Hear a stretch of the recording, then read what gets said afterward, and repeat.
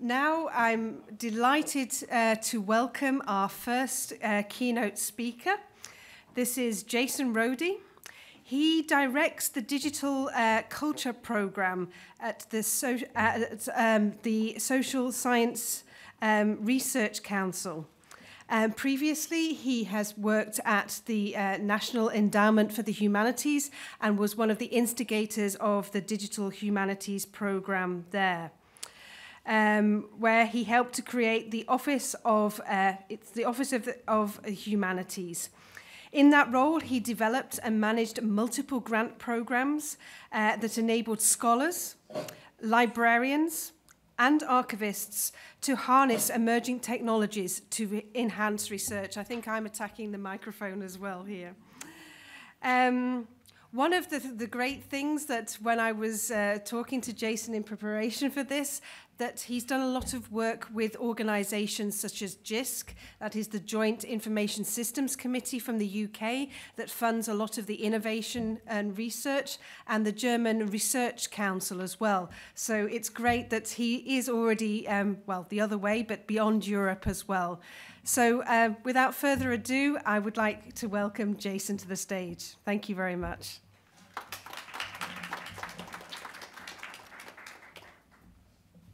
Thank you to Sally and to Megan for the kind invitation to join you today. It fulfills a lifelong dream to use the phrase information superhighway uncritically in the Library of Congress, or unironically, I should say. So it's wonderful to return to Washington, D.C., where I've home for a long time, lived for the better part of 2 decades. Some of it spent thinking about, working on, and helping support through my work at NEH and at Maryland. Before that, the U.S. digital infrastructure, digital research infrastructure. And I'm glad to have a chance to talk to you today about 2 passions of mine: government documents and complicated bureaucracies. So settle back, we're gonna get moving. So what I hope to do today, drawing on a number of examples of initiatives, both past and present, is tell a little bit of a story that's necessarily incomplete about mostly U.S. humanities research infrastructure, some of its history, advancements, opportunities, and challenges. And I have 3 kind of key guiding questions.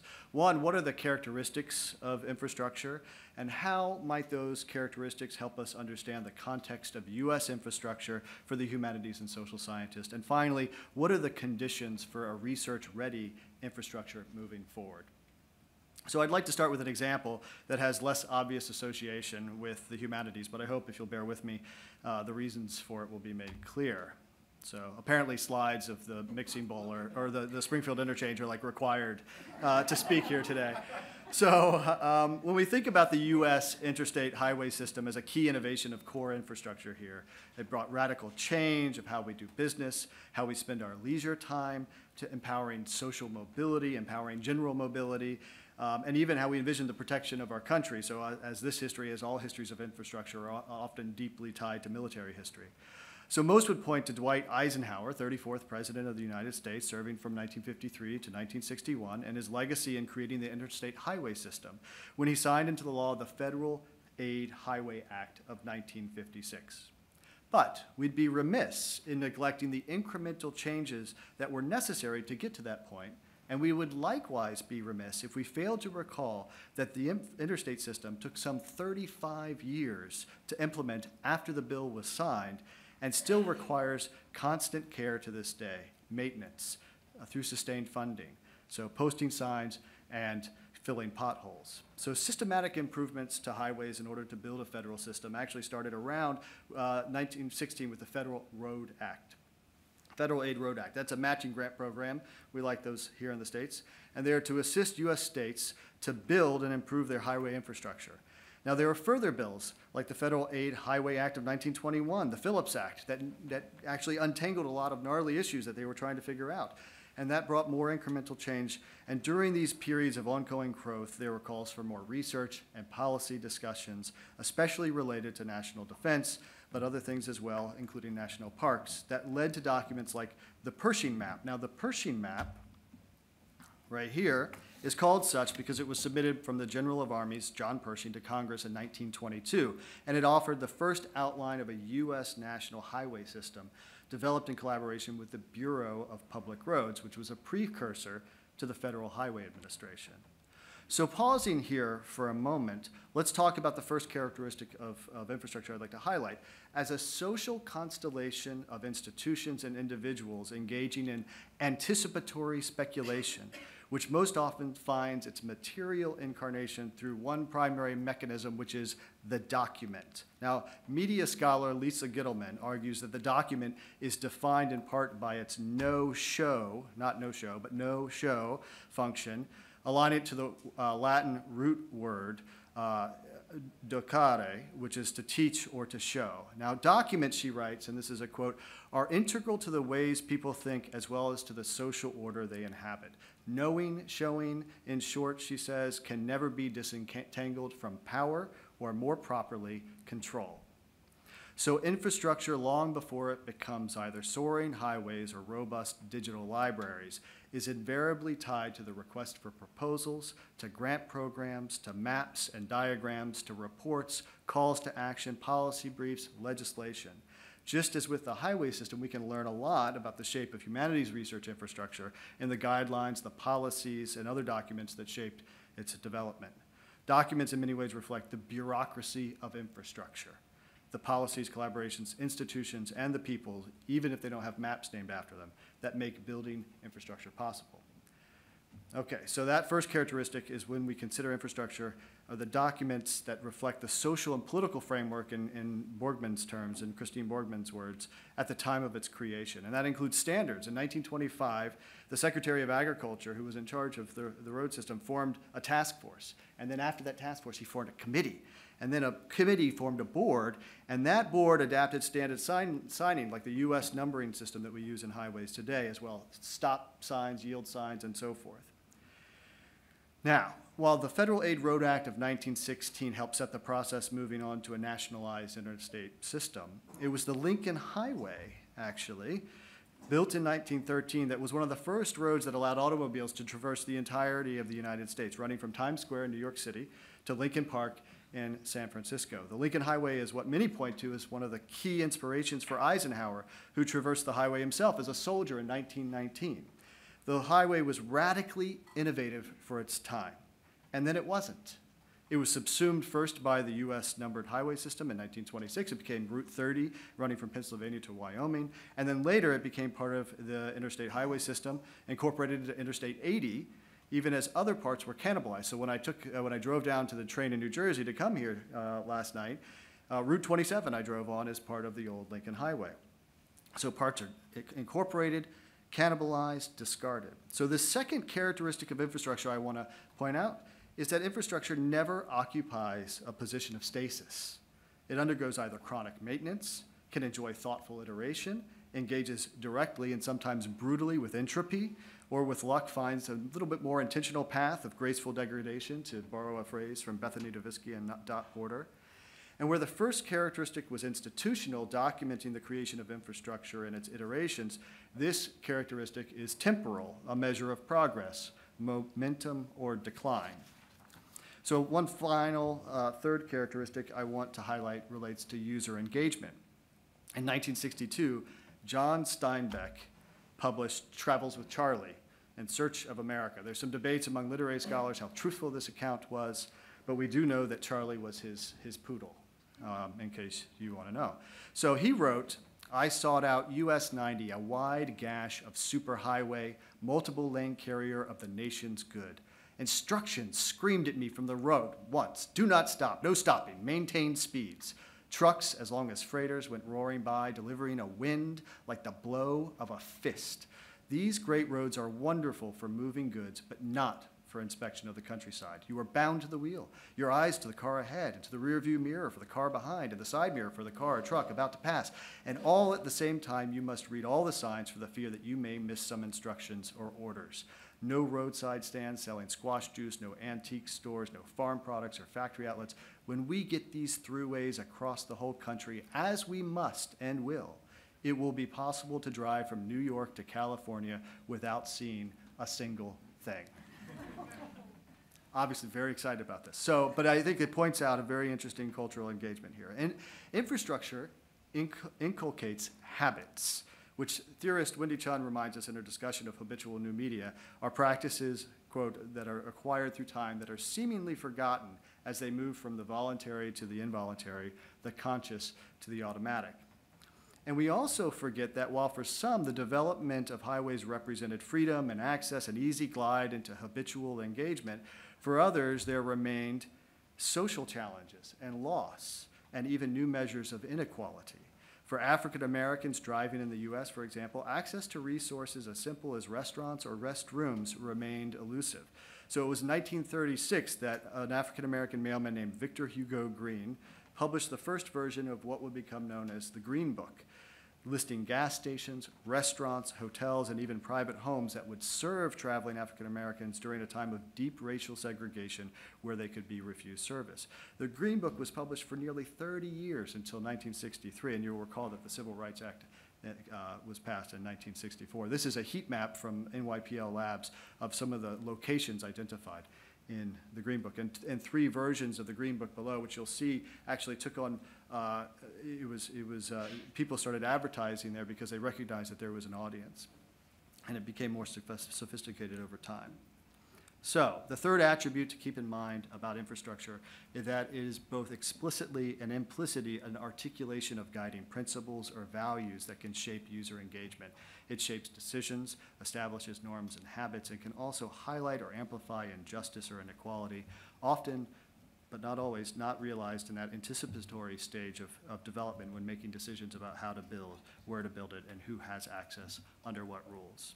So to summarize, we have infrastructure as born of social and institutional context, which are themselves and their documents core elements to infrastructure, part of rather than separate from.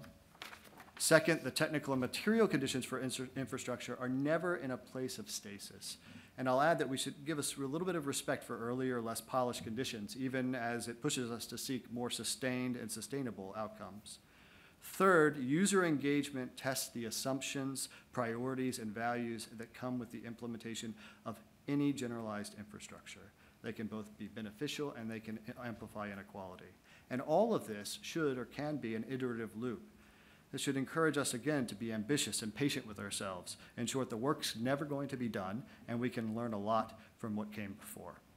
So, this tells us that there's a lot to understand about current advancements and limitations in the U.S. humanities research infrastructure by looking back on the documents, the institutional affiliations, and iterations that lead to this current moment. So for the next few minutes, I'm going to discuss a few of these contexts, starting at a little bit of a high level and honing in, and then I'll finish by talking about how the historical and current context positions us collectively for another round in this long iterative process, focusing some of the values that we might want to think about moving forward. So the growth of the university system in the United States saw two major moments of institutional advancement that we can't divorce from our understanding of humanities research infrastructure in general in the US. Louis Menand calls these the two big bangs of higher education, American higher education. And the first happened in the later part of the 19th century, or the middle to the late part of the 19th century, where the modern university took its shape. One of the major reasons in the U.S. for this development was the Morrill Land Grant Act, which was first passed in 1862 and then expanded in 1890. And this led to land grant colleges, or what we now know of as public universities across the country. And you can see how distributed they are. Now, coupled, Menand argues, with private philanthropy, which gave rise to the powerhouse of private universities, this led to the growth of institutions and disciplines we now recognize comprise our modern university system. Now by varying accounts, so if you look at Carnegie classification or the QS World Rankings or US News and World Reports, the United States has approximately 220 research-intensive universities. That's R1 and R2. If you add the R3 schools, that's another 112, 115 or so around 330. And overall, the U.S. has somewhere a total of 3,000 colleges and universities that grant 4-year degrees, and another about 1,500 that grant 2-year degrees. So in short, these institutions are active consumers, if not all producers of research. Now, the second big bang, according to Menand and others, is contributing to the growth, comes just after World War II. And a major influence is the GI Bill, of course, where servicemen would come back and they would be able to go to university, which raised enrollment and also raised faculty, how many faculty there were. And this is the same period just after World War II where a major push driven in part by Vannevar Bush was to create a new research paradigm between universities and the government. Before, it was fairly ad hoc. Now, Vannevar Bush led the U.S. Office of Scientific Research and Development during World War II and issued a report in 1945 that you can still read on the NSF website called Science, the Endless Frontier, that called for federal money supporting an independent, peer-review-driven process of grant making. He had this battle with Harley Kilgore, who wanted civil servants to determine what the process was and to control what things were researched, anticipating some of the sort of battles that we see playing out today between political elites and academics trying to decide who gets to control science.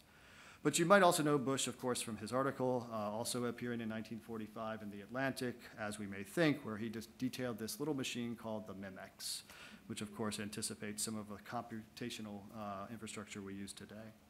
Now, it wasn't until 1945 that President Truman signed into law the law that created the National Science Foundation, and it wasn't until 15 years later, in 1965, where the National Endowments of the Humanities and the Arts were founded under President Lyndon Johnson, after advocacy from ACLS, the Council of Graduate Schools, and Phi Beta Kappa. Now, NEH's creation in 1965 marked a bit of a sea change for humanities research and anticipated the growth of cyber infrastructure it supports today. The National Council, which advises by law the NEH, published their council agenda book from May 6th and 7th in 1966. This was the second meeting of the National Council, and what is likely NEH's first set of guidelines.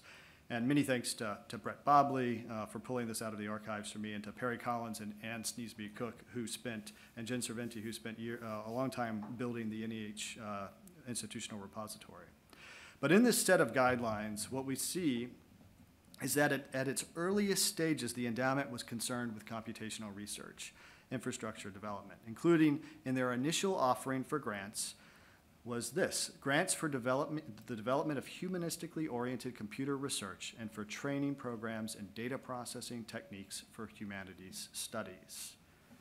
So, Meredith Henley, who is a historian and writer for the NEH magazine Humanities, notes in her article about early NEH funding called The Rise of the Machines that 5 projects were supported in this first call related to authorship attribution, bibliography studies, musicology, and a grant for a new group called EduCom, who held a symposium in 1967 to explore, quote, the potential application of computer science to the advancement of research in the humanities. EduCom is, of course, now EduCause. So IBM also was deeply engaged with the formation of the NEH. The chairman, Thomas Watson Jr., was on the National Commission on the Humanities, which led to the formation of the council.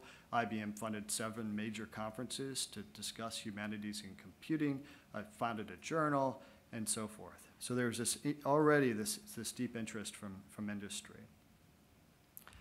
And the NEH in the 80s and 90s, alongside the Mellon Foundation, supported projects that have become key elements for the dream of interoperable humanities cyber infrastructure. So in 1987, as you see here, the NEH Division of Preservation and Access funded a meeting at Vassar College that led to the creation of something you might have heard of, the Text Encoding Initiative, or TEI.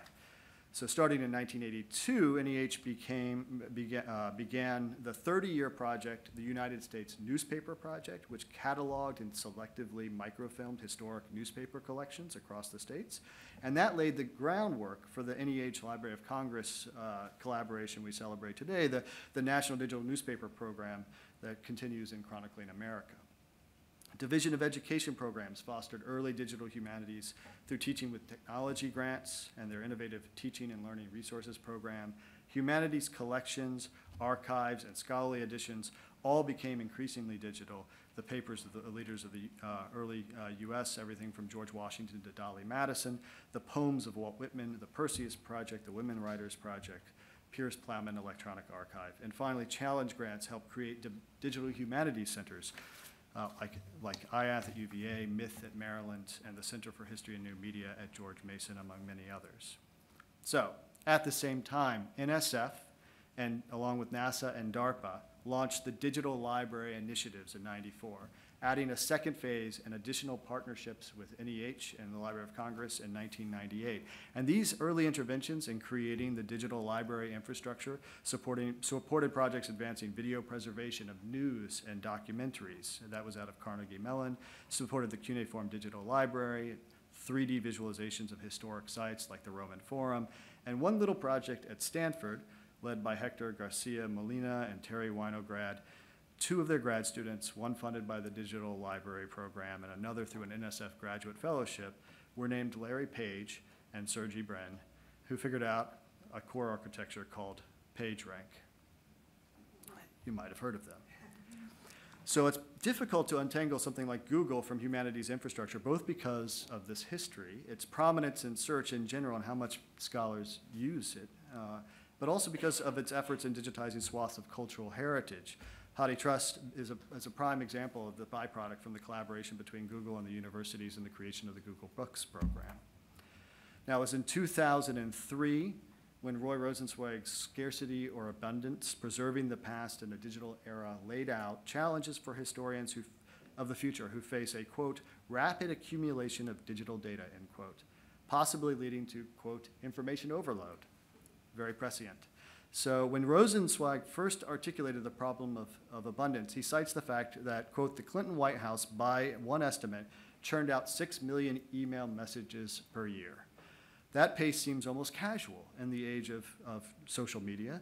And nowadays, Twitter, currently, every second on average, there's about 6,000 tweets tweeted on Twitter, which corresponds to about 350,000 tweets sent per minute, 500 million tweets per day, and around 200 billion tweets per year.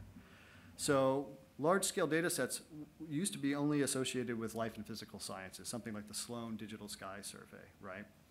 But data of interest, data sets of interest to the humanities and social sciences continues to run large. So the USC Shoah Foundation Visual History Archive contains over 115,000 hours of video testimony about the Holocaust, and it's about approximately 200 terabytes. Now, in 2006, we saw the release of the ACLS Cyber Infrastructure Report, which set the stage for the creation of the Digital Humanities Initiative at NEH under the leadership of Brett Bobley and then Chairman Bruce Cole.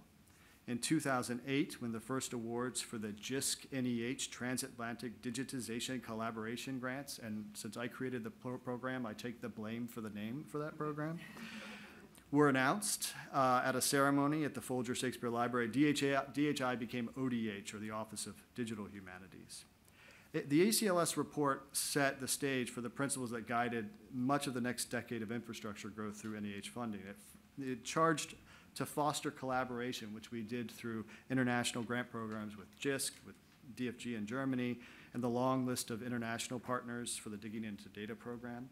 It charged to develop and foster more new tools that help us study the growing collection of digital resources and that reflected our shared cultural heritage. And third, it charged the development of training programs to build capacity across communities of scholars, particularly those who aren't already trained in these techniques. And that's been ongoing through a program led very ably by Jennifer Cerventi at NEH. So collaboration, both domestic and international, innovation, capacity building, training, and eventually scalability and generalizability were the values articulated and refined through reports, through grant RFPs, peer review deliberations, and so on. Now, coupled with significant investment from the Mellon Foundation and IMLS, the past 2 decades of infrastructure development and investment have proven, I think, transformative, even if it raised significant concerns about the gaps in what materials were being digitized, for example, or quality issues like with OCR. So those of you in the audience who've been doing digital scholarship for the past couple of decades or more will recall the days before there was Zotero, before there was Omeka, before Scalar and Micucci, or Commas in a Box, or WordPress, or Movable Type, before Fedora or DSpace, before the Digital Public Library of America, or Isidore, or before Europeana, before JSTOR, and before Project Muse. right? In the 90s and part of the early 2000s, nearly everything was bespoke, carefully crafted, hand-coded. XML was SGML, and to get it to render online took the equivalent of virtual duct tape and coat hangers. That's a funny line. So CD-ROM was the wave of the future, the medium of the future for much of early digital history. So I offer a little bit of this history because I often hear laments that the status of humanities research infrastructure in the US, the challenges to sustainability, the limits brought on by its distributed nature, the lack of resources, and the slow pace of advancement. And there's certainly merit in a lot of these laments. But there's been some considerable progress as well, driven largely by this commitment of foundations and nonprofits, federal agencies, scholarly associations, and not least universities and librarians. So as Christine Borgman reminds us, while the new technologies receive the most attention, it's often the underlying social and policy changes that are most profound and that will have the most lasting effects on the future of the scholarly environment. So one final context is inescapable and in many ways overwhelming. When we think about the needs of humanities research infrastructure in the 21st century, we're making these decisions during a time of incredible resource scarcity. The NEH budget has essentially stalled out, even as the needs and demands have grown. The 2018 budget appropriation was $152.8 million. Compare this with the 1980 flat budget appropriation of $150.1 million. When adjusted for inflation, that 1980 appropriation amount is worth, according to humanities indicators, approximately $404 million in 2018 dollars. So we have national funding levels for humanities research that haven't changed that much since a peak in 1980 or 1982, even as the pressures of inflation have reduced its spending power. Imagine what could be done to address issues of sustainability had the NEH budget just kept up with inflation. We'd have an extra $250 million per year to invest in sustainable architecture here on the humanities infrastructure front. At the same time, public universities have seen steep declines in public funding, even as some private universities appreciate record-breaking endowments, all at a time when humanities and social sciences are under considerable strain in the States. Low enrollments in many disciplines, a severely curtailed job market, and increasing reliance on contingent labor, declining state investment, all at a moment when STEM, or science, technology, engineering, and math, is at a peak. And our STEM-focused society would benefit perhaps from some more humanistic and social science perspectives on the challenges facing our democracy and our society. This is Science Can Tell You How to Clone a T-Rex. Humanities can tell you why this might be a bad idea. A very smart marketing campaign from Utah. So the stakes are high and the resources are modest. So we're again at a waypoint with significant changes underway or on the horizon that will shape both the needs and the values for a 21st century humanities infrastructure. Just as Christine Borgman charged us over a decade ago in 2007, this is an opportune moment to think about what we should be building. Infrastructure, as we recall, never occupies a position of stasis. So what are the conditions for a humanities and social science infrastructure, given the history that comes before and the realities ahead? Some of the work I want to share with you quickly from the Social Science Research Council we've engaged with in order to address some of these issues. So earlier in 2018, we concluded the inaugural activities for the Digital Culture Program, which concerns itself with the role of technology in social science research and the circulation and distribution of knowledge, and in the shaping of political and cultural systems. And for 18 months, and with support from the Carnegie Corporation, we organized a series of meetings, working groups, and discussions that took as their central concern the questions: how does and should the production and distribution of social science knowledge change under digital conditions? Now, much of this work is captured online, written in essays by participants and published on Parameters, which is our online forum we created to showcase this wide-ranging and sometimes conflicting perspectives about these issues. And I don't have a lot of time to talk about those right now, but I encourage you to visit Parameters and check them out. But this work contributed to a much broader council-wide initiative, the Task Force to Secure Knowledge, that was established to consider, quote, what institutions and institutional arrangements can optimally steward long-term foundational research that serves the public good, end quote. The task force report, which I encourage you to download and read, it's available at ssrc.org, recognizes that institutional roles are shifting and new actors, including corporations, are dramatically changing the social knowledge system. Social data, once a byproduct of business, is now the primary product. The task force report calls for a new research compact, fostering new models of partnership and collaboration, including with industry, even as we must establish a more robust set of norms for ethical research. So there's a few key ways we're working in this space. One is the Social Data Initiative, which we launched in April 2018 to examine social media's impact on society and explore questions about the responsible use of social network data, both culturally and in research. The first grant program we're offering is a unique partnership for SSRC. It's between us, an academic commission led by Gary King at Harvard and Nate Persley at Stanford called Social Science One, a consortium of funders, and finally with Facebook, who will make its data available to researchers through a peer review process for the first time. So the Social Media and Democracy Research Grant Program examines the impact of social media, focused specifically on democracy and elections at this time. The initiative seeks to study these processes independently, transparently, and ethically, according to the highest standards of data privacy and for academic research. And it's funded by a group of foundations, the Arnold Foundation, Democracy Funds, the Hewlett Foundation, the Knight Foundation, the Charles Koch Foundation, Omidyar, and Sloan Foundation. So the leaders of Social Science One, the way this works, work closely with Facebook. They're under a non-disclosure, just them, with Facebook to generate data sets for public research. And we at SSRC run open peer review program to support research, and we offer both fiscal support and data access. And what we're trying to do is normalize academic oversight of a process that was previously and often ad hoc and could be limited by, say, non-disclosure agreements when a scholar wants to get access to proprietary data sets. So the first data set at launch is the URL shares data set, which aggregates the web page addresses that have been shared on Facebook worldwide, starting in 2017 through about midway 2018.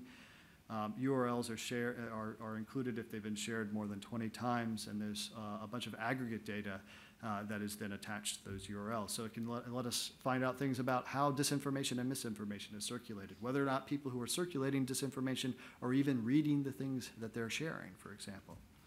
We anticipate additional data sets being added over time, and we're fielding proposals internationally from North and South America, Africa, and Europe, and Asia. Well, we've received applications from all over. And we're working with Pervade, which is a group from that's NSF funded, called the Pervasive Data Ethics for Computational Research, in order to enhance ethical and privacy considerations. And Social Science One is working with Facebook to develop more secure data access techniques.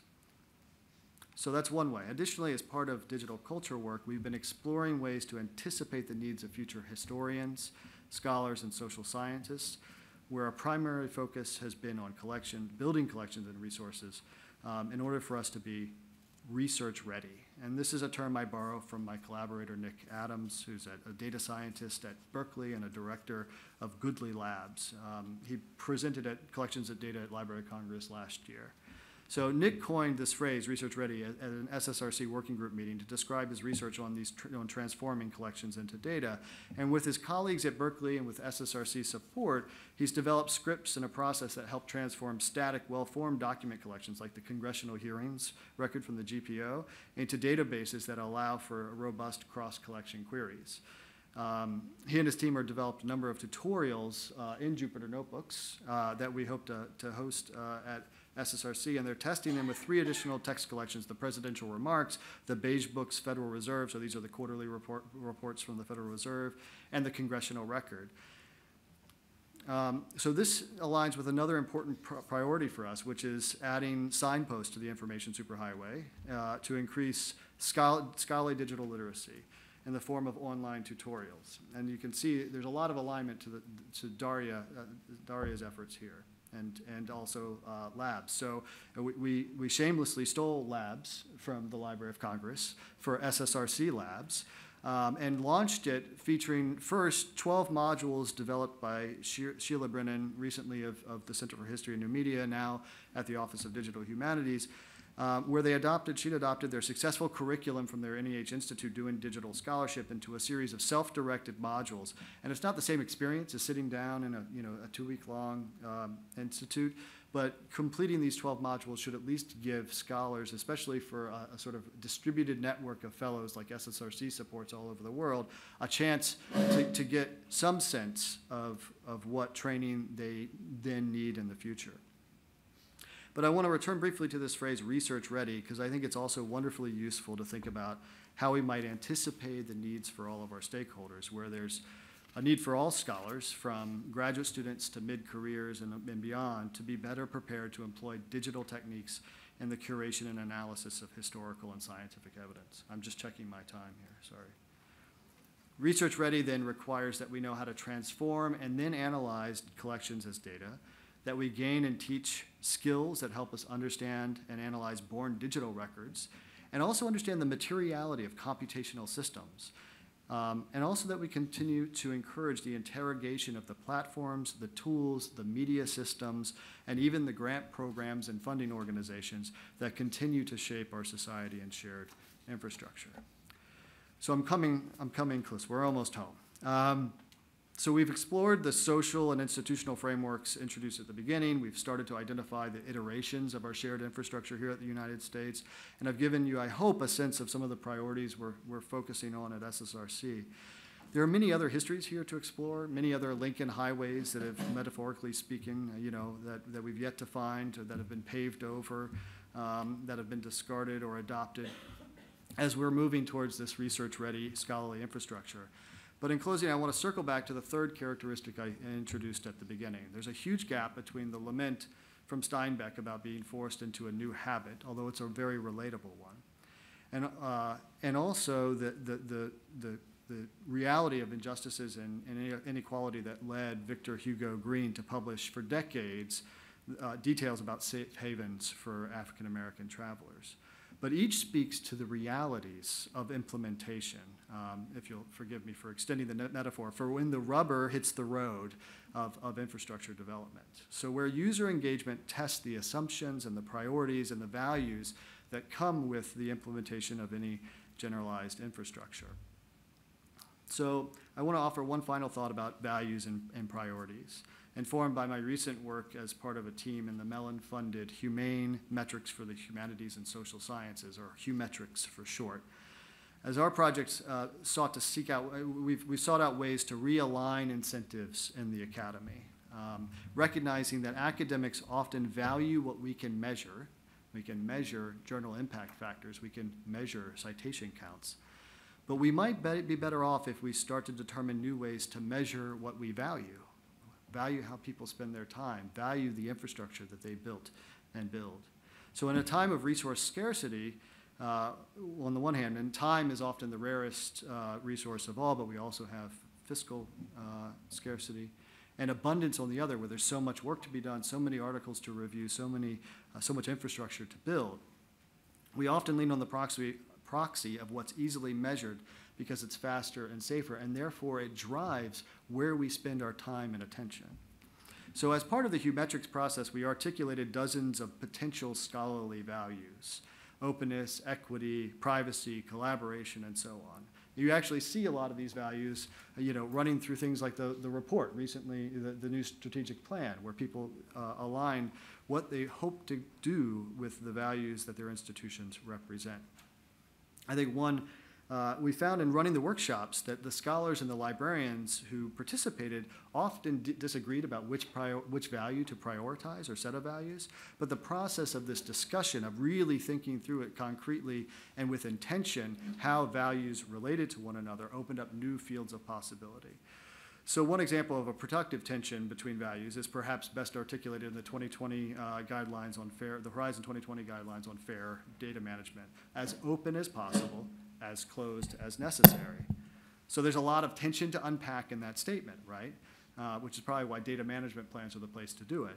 But there's a lot of tension between open and closed, things like sustainability, for example.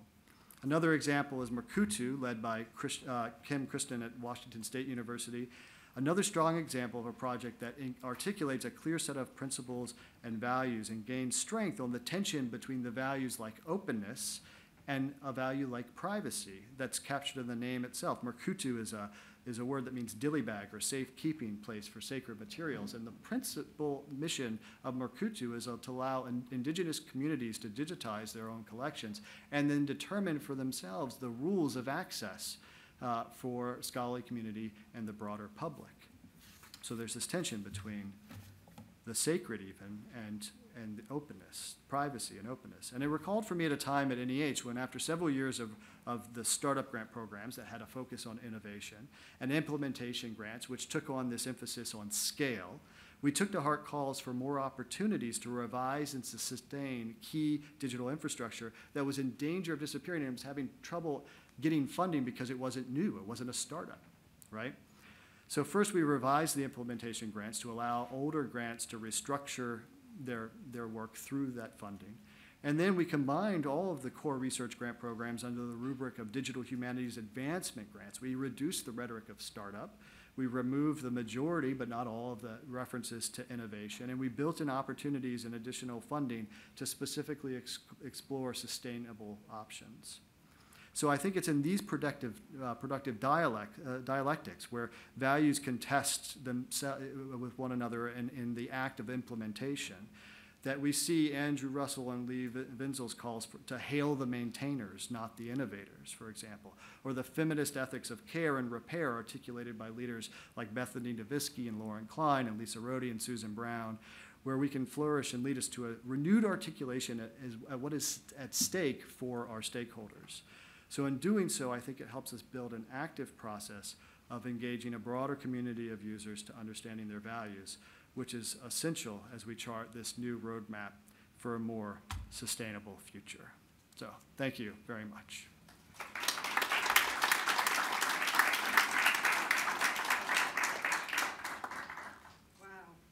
That was absolutely fantastic. Thank you very much, Jason. I've got so many new reading list items to go through for the plane ride home.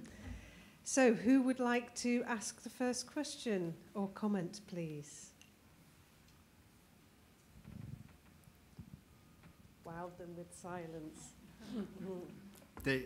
I stopped them with information superhighway. Stunned them. Maybe I could start with the first comment. Oh, please. If I could start with the first comment. One of the first things you said was this 35 years of implementation. You were referring to the railway system, the road system in the US, and then ongoing maintenance. I think that it's absolutely crucial because if DARIAH has now a long history. We've been on this, as Thomas mentioned, the ESRI roadmap since 2006, and we've now successfully implemented. So we have probably we're around this 35 years thing. So, but how can we demonstrate that? And can you give any tips from a funding perspective of how we can demonstrate that this iterativeness, this long-term, it needs time, it needs the social, cultural changes. Can you give us any advice about how we can make that clear to funding agencies? Yeah, I don't know that I can give great advice, but I mean, I think this is a real challenge in the funding environment in general, right? This is actually part of, in the task force report as well, is that it used to be that the funding environment took a much longer view in many contexts. And I think that comes up against questions of accountability that are legitimate and justified, right? And so I think that in the funding environments that we often find ourselves in, we're grappling with this again, maybe values of sort of independent and exploratory development with accountability and deliverables, right? I think that there are ways that we can all get better, and we're actually building out evaluation techniques, not under my watch, but in another division of the council, to try to anticipate and think through how we articulate, one, the goals and the mission of the organization, and then build in better metrics for ourselves and for our funding organizations to demonstrate where we're meeting them. And some of those are quantitative, right? Sometimes those are user engagements, you know, how many people are actually visiting and whatever. And that can be both good, because you can highlight, you know, that a lot of people are using a particular tool or resource. It can also be bad, because sometimes a small group of people, you know, as humanists we know this, a small group of people can study or do something that has less visible impact, that attracts fewer, you know, broad public engagement opportunities, and yet it's deeply crucial, you know, to what we do. So I think, you know, so we're trying to build out strategies to be able to do that. So the other side of it is that's where the qualitative comes in. So, you know, there's a lot of push for quantitative metrics, particularly from funders increasingly, but I think that there is a readjustment and a balance back towards also some qualitative measures as well. So that's what we're trying to work on more. Perfect. Hi, Jason. Hi, Thank you so much for that. And first, I just want to, as a built environment person, really thank you for spending some real time talking about the actual superhighway structure in this country and raising a lot of important issues about how it was created and the impact. Again, I might be just amplifying a little bit on the last question and asking something that's hard to figure out how to respond to. So I have a question and then one very quick possible idea, and then just wonder what your thoughts are. You mentioned, thank you for that, the green books, and the way that the super highway structure or the highway structure in the US, at the same time that it created opportunities, it created new kinds of problems for segments of American society. Mm-hmm. We've talked about that some, not here so much, or I'm sorry I wasn't here earlier, but not in your talk, about the digital divide, for example, as maybe a somewhat similar thing. But in our rush to get ahead and get this infrastructure built and figure out what we can do in the social sciences and the humanities to use our new computing power, we're probably in all kinds of ways reifying or just perpetuating problems that have already existed either in scholarship or in institutional knowledge and all those kinds of things. How do we approach this from a social justice standpoint if we, you know, we're employees at the kinds of institutions that are trying to enable all this stuff? How do we look for that? And the only, just a little anecdote, I don't know a lot about it, I've only looked at Twitter a little bit, but apparently one of the women who won the Nobel Prize this morning did not have a Wikipedia page because at some point someone put her name in and then it sat there unwritten for, you know, there was a red name in a different entry, and then after several years that was just erased because no one wrote her entry. And then I've also seen, and she's only an associate professor.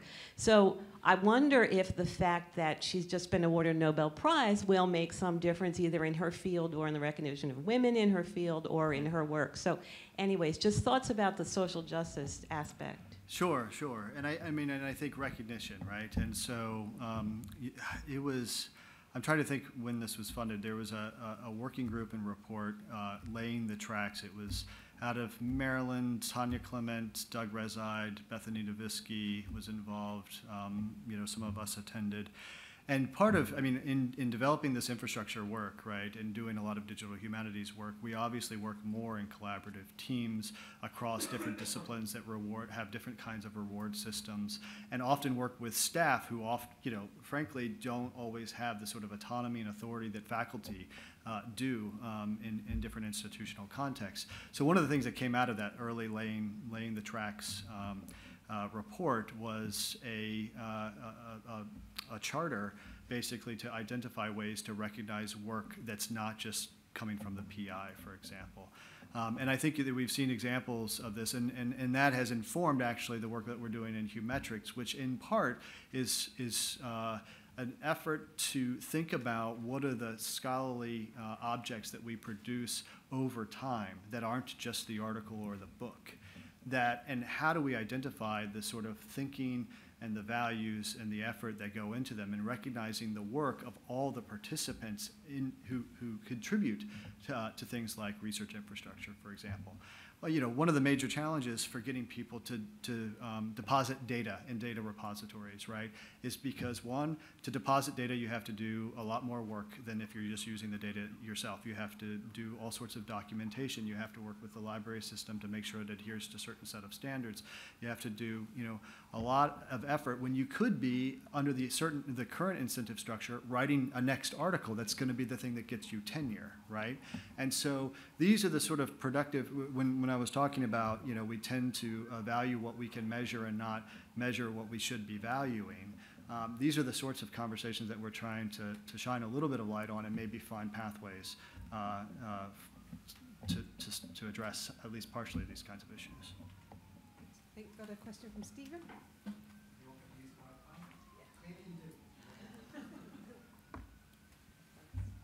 Hi, Jason. Hey. I was just really struck by the fact that in that great story, you crossed what we often see as an enormous divide without kind of mentioning it. So you went from the National Endowment for the Humanities to the Social Science Research Council. And I guess, and I was trying to sort of just on my own notes think about what that meant, but I figured it would actually be better to ask you. To what extent you have a slightly different perspective on these issues in a social science institution than in a humanities space. You know, and knowing that also that for all of the, you know, humanities computing work we've been doing, there's also a much more fitful kind of story of sort of humanities computing work funded by NSF or not. And so CH&M never really cracked that in any of its 20 years in terms of convincing NSF to fund any of the things that we did. And so there's you know, there are different kinds of conversations obviously going on in social science that you're probably much more aware of than I am at the moment. So you've told that as a fairly continuous story, and I guess I would have assumed more of a break. So that's a good question. So the general question is as I understand it, is sort of what's the relationship of humanities and social sciences, and then and actually sciences, right? And I mean, one of the things that was interesting about moving from an organization, I mean, at Maryland, when I was at Maryland, I worked across the humanities and social sciences, you know, so I was working with faculty in anthropology as much as I was working with faculty in English. And then at NEH, you know, I mean, like you think about the disciplines that NEH supports. You know, history, for example, at Michigan State University is in the College of Social Sciences. It's not in the College of Humanities, right? And but you know, political science, you know, parts of anthropology or what have you. So I think the one thing I think we've spent a lot of time, and part of this is in this history of how the university's developed over time, setting up in our minds these sort of what are frankly in some ways artificial boundaries between the disciplines. Now there are real issues and real differences in how sometimes we go about doing our work. And I think one of the challenges of a project like Project Bamboo that Mellon funded some time ago was the challenge of overcoming the divisions that separate us rather than the things that connect us. But I mean, so moving from like NEH to SSRC, one of the things that was of interest to me, and I'm still learning a lot about the social aspects of social sciences I don't know that much about. You know, I don't know a lot about survey instrumentation, for example, right? And so, you know, that's something that I spend weekends trying to read about. Not that exciting, I guess. But on the other hand, there's a lot of stuff at SSRC that are humanistically focused, right? I mean, we fund historians, political scientists, anthropologists, and when I was at NEH, I funded historians and political scientists and anthropologists, right? And as computation, or let's say that the divide between quantitative and qualitative approaches has become less of a divisive point, right, between social sciences and the humanities, I think there's opportunities to find more commonalities in the space of like digital humanities and humanities computing, for example. Does that get to your? Yeah. Good. Yeah, I mean, I guess the only follow-up I would kind of ask is the sort of data that you're talking about in a lot of those projects. I mean, research really is a fantastic, I think, and really interesting, and there's a continuum when that's going to be useful to people.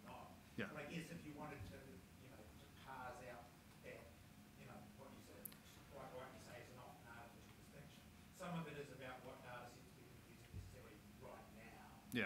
and the conventions and the documentation that's relevant to people using it now in a social science context. It's a historical. A historian in 300 years' time. Yeah, yeah, and I think but one of the things that I think that that temporal aspect is really important, right? But one of the things that has driven my interest in sort of social media and even sort of the sort of government bureaucratic decisions about for example whether or not we're archiving tweets from the president is not just from a social science perspective now, but trying to anticipate, as we should all be doing, what will the historian in 20 years need?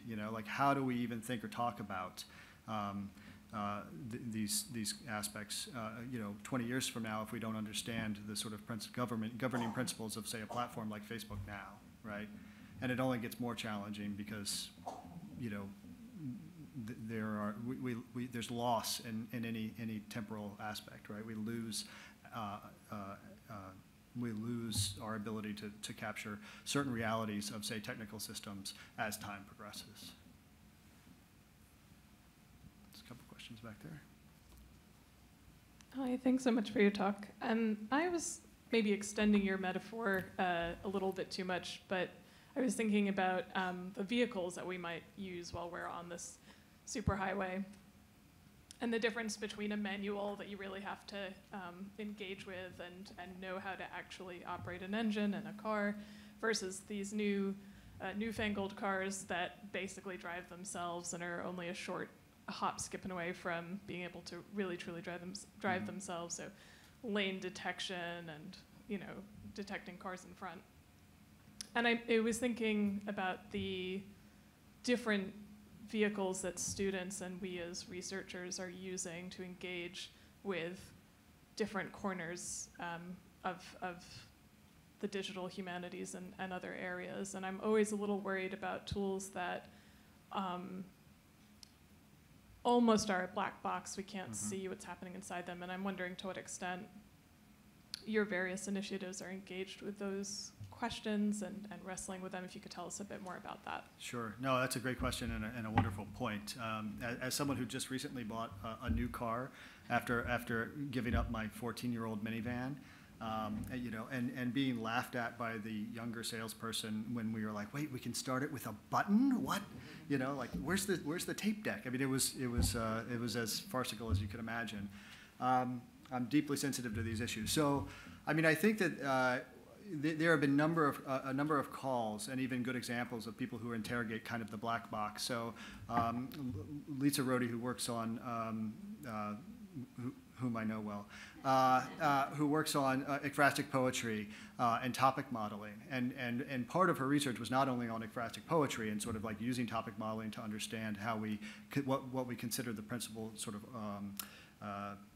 framework of what we think of as ekphrastic poetry, which is poetry about art, okay?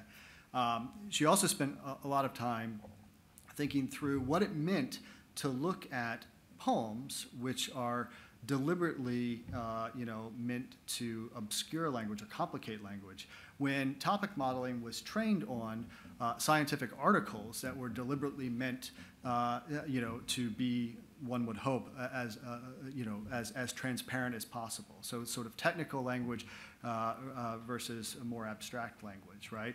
And she kind of unpacked sort of what this distinction actually meant.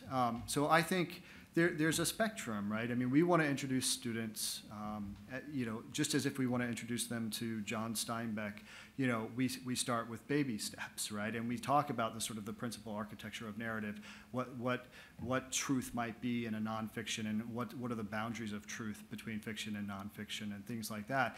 And then we encourage them more to sort of, get into the archive, get into the text, and dig down into what these things actually mean and make an argument, right? And I think that's where we are with these tools. I mean, one of the responsibilities, I think, of any infrastructure is to give people both opportunities to recognize the potential and power, because that gets them engaged and interested, but also build as a key component of any training a sort of this reflection and even a complication of the power of these tools, the limitations of these tools.